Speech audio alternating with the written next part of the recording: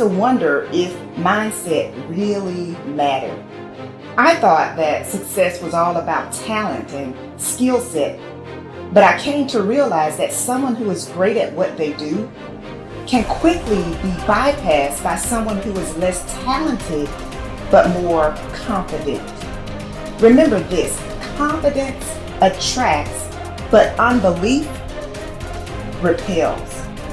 So if you have a mindset that you are average or that you never get great opportunities, without realizing it, you are creating your reality. Many of the people you look up to, they are not super smart or super talented. You are just as smart and talented as they are. They just latched onto their dream and developed the mental fortitude necessary to keep going when they were feeling the frustration that you might be feeling right now. A belief can create the disease as much as a belief can create the healing. And I go, so the significance of this is profound because nobody talks about the negative belief. And I go, negative beliefs are powerful. It's called nocebo, as you mentioned. And as I said, they can cause any disease and they can kill you. Just because you believe you're going to die, you can die just from the belief. We always have to update our versions about reality because it's the only way that we adapt. Don't believe everything you've read or heard. It just may not be the truth. There's always a greater truth that you and I can begin to investigate. Surely someone in eternity has had similar problems as you and I, and they've gotten beyond it, yes or no? So study that person. You want to be wealthy? Study wealthy people. Don't just have some panacea that you're just going to get wealthy. Read about wealthy people and find out that they lost everything and failed miserably 20, 50 times. But what they had as a characteristic, a quality in their personality is they were persistent and they kept changing and they kept forgiving and letting go of the past and kept going. And sooner or later they ran into it, and when they had all the money they wanted, it was never about the money. It was just about that they could prove to themselves that they can do it. Stop rationalizing. Stop making excuses. Stop giving yourself little watered down assessments of where you're really at. Tell yourself the truth. Are you making yourself better? Or are you making yourself worse? Are you moving forward or are you moving back? Anything that you have that you feel is a negative, it doesn't matter. Anything you feel it's a positive, it doesn't matter. We're still the ones that make the decisions, and we're the ones that move the needle because no one's doing it for us. We want to change the world, we decide we're going to change it. We want to change the economy in our home, we have to decide. We want to change the amount of time we spend with family or live into our true purpose or be the woman or God or man God designed us to be. No one else is doing it for us. But what we can do is what you're doing. Gain capabilities from people who've already been there. Be a part of a group bigger than yourself. You already got the capabilities. You're already a part of a group bigger than yourself. You're already got the support of this amazing family. I think true behavior change is identity change. And it's this shifting of your self-image or your beliefs or the way you look at yourself. Because it's one thing to say that I want this, and it's something very different to say I am this. So people walk around with beliefs like that all the time. I'm not a language learner. I'm not good at math. I'm terrible with directions. I'm not good at remembering someone's name. Yeah. And once you have those type of, once you adopt that identity, it becomes very easy to just reinforce that over and over again. And so these three levels that you mentioned, outcomes, process, and identity, all three matter, but I think the key is that you want the direction of change to be in the right way, the right arrow. So if you start with the outcomes, if you start with the result, then you're like, oh, I really want this thing, and here's my plan for getting it. And most people just never think about the identity that comes underneath that. Like they think, I want to lose weight or I want to be skinny, and if I follow this diet, then I'll be skinny. And then they don't really give any thought to the beliefs behind their behavior. But if you start the other way around, if you start at the identity, and you say, all right, who's the type of person that could lose weight? Well, maybe it's the type of person who doesn't miss workouts. Then you start with that identity. You say, okay, I want to become the type of person who doesn't miss workouts. Here are the habits I need to build. And then whatever results come, just come naturally. So most people focus on the results and build a plan and let the identity come naturally, but that rarely works because their beliefs like conflict with your actions. But if you start with the identity and you build the habits to reinforce that, then the results just come on their own. You are quite capable, and I don't even know what you earn, but I do know this. You can turn your annual income into a monthly income. You're very capable of doing that. Now, you may think that I'm exaggerating. You can't exaggerate when you start talking about the potential of a human being. Stop and take a look at the way we communicate today. I remember when I was a kid when I saw the first television set.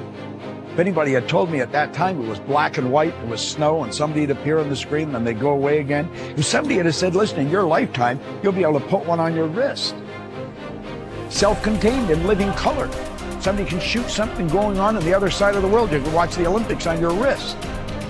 You'd have thought they were right out of their mind, but all that's going on. In fact, that's nothing today compared to what we're capable of doing. You stick a little camera on our computer and look at the other person and talk to them anywhere in the world. Doesn't even cost you a nickel. Are we moving ahead? I think we're moving ahead at a rapid rate. But I'm going to tell you something. The people that are taking this there are not letting the paradigm stop them. And I don't want you to let the paradigm stop you. I want you to stop and think of where you're going and what you're doing.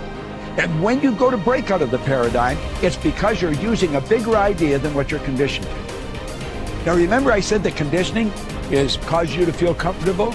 It's only when you go to change the conditioning that you feel the discomfort. And when you get emotionally involved with it, you can be thinking of the change until you internalize it, nothing happens. But the second you internalize it, everything goes haywire. Why? You're dealing with the central nervous system. You're messing with the paradigm. You've heard the saying, habits die hard? Well, you put 1,000,000 of them together and see what happens. Yet it's like a wall, and you bounce off that wall, and you'll go back and live in your conformed or, state of bondage and justify why you should stay there. Don't let that happen. Absolutely refuse to let that happen. If you've got an inspiration to move, to quit your job, to start a business, whatever you want to do, step out and do it. I mentioned in another series that God's gift to us was more talent and ability than we'll ever hope to use in our lifetime. And our gift to God is to develop as much of that talent and ability as we can in this lifetime. The future belongs to the risk takers, not the security seekers. Life is perverse in the sense that the more you seek security, the less of it you have. But the more you seek opportunity, the more likely it is that you will achieve the security that you desire. Whenever you feel fear or anxiety, and you need to bolster your courage to persist in the face of obstacles and setbacks, switch your attention to your goals. Create a clear mental picture of the person that you would like to be, performing the way you would like to perform. There is nothing wrong with thoughts of fear as long as you temper them with thoughts of courage and self-reliance. Whatever you dwell upon grows. So be careful. And this brings us to a very important mental principle called the law of accumulation. The application of this law is a fundamental reason for success in every field, including yours.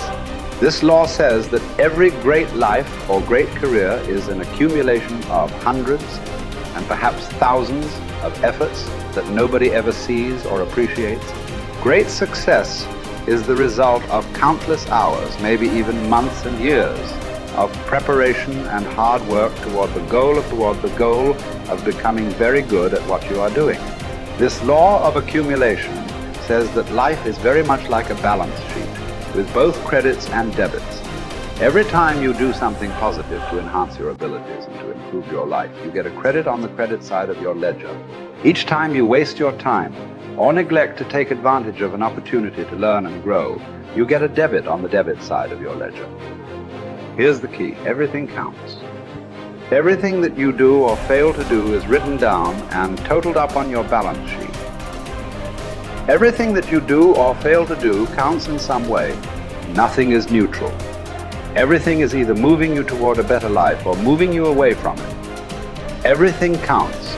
A successful, happy, self-confident person is an individual who has consciously and deliberately built up a lot of credits on his or her balance sheet.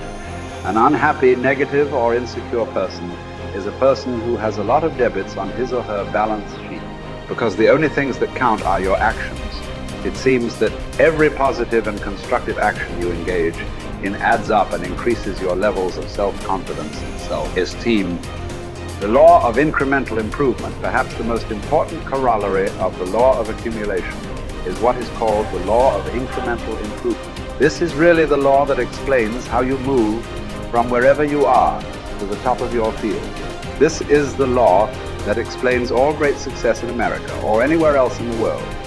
This law simply states that a person becomes good at his or her chosen field by improving incrementally, continuously, over a long period of time.